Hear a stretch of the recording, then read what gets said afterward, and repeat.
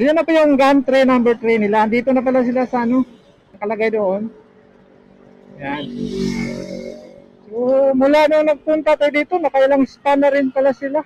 Ayun, may poste na dito, pero mukhang hindi pa tapos. So dito, ayan ang bakod At may poste na, pero mukhang hindi pa tapos. Our hearts beat to the city streets. We began to feel the fire. Good morning everyone, isang magandang umaga, mainit na umaga pero bago ang lahat, marami pong salamat Lord at sana gabayan mo po kami kung nasaan man kami sa araw-araw. Amen! To the city streets. So makikita na natin dito yung natatapos nilang viaduct. So dito sila nagsisimula, yung gantry number 3 ng CPN1 yan Mayroon na ring parapet wall dito. At tuloy-tuloy na ito ang pagbuo nila dito ng viaduct ay sa direksyon na papuntang Malolos Station. So ayan ito medyo bungi pa yung dito, parapet wall. Pero nilagyan na rin nila. Nasa ilang metro lang yung dito,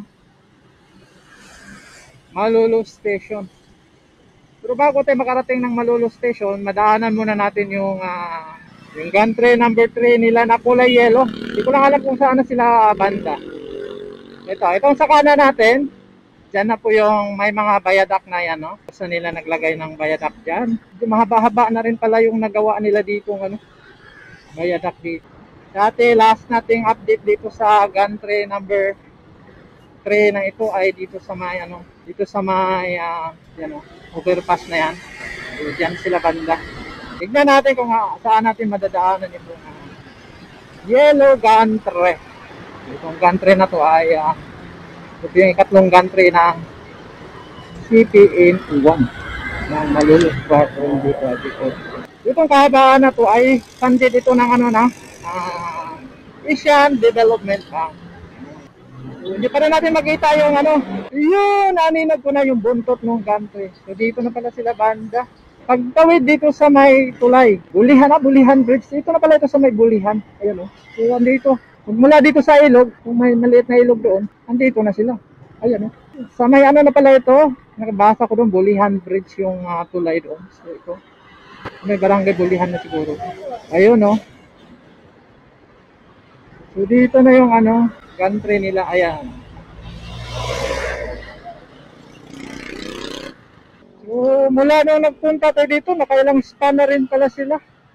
So malayo-layo na rin, Ayan.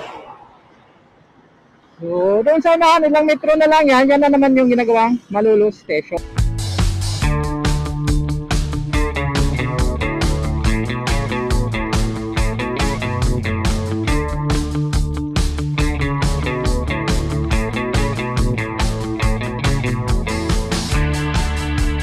Mahaba-haba na pala yung nagagawa dyan.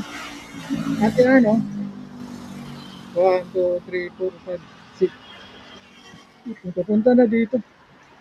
So ilang span na lang yung gagawin niya at dudugtong na yun doon kung saan nagsisimula itong phase 1.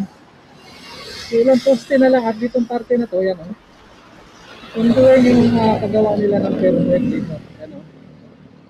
So ongoing yung permit dito. Ilan pa lang yung poste na yan. Dito sa harap natin, ayan tapos na mga poste dyan. So malayo-layo na pala yung narating nito yellow gantry nila. At nakakunan niya natin dyan doon banda kung saan sila nagsisimula sa may barangay Longos. Kala natin doon yung kanilang gantry number 1 yung Silhouette. So wala pala dyan kasi wala pa gaanong construction dyan. So ngayon, ito yung gantry number 3 nila.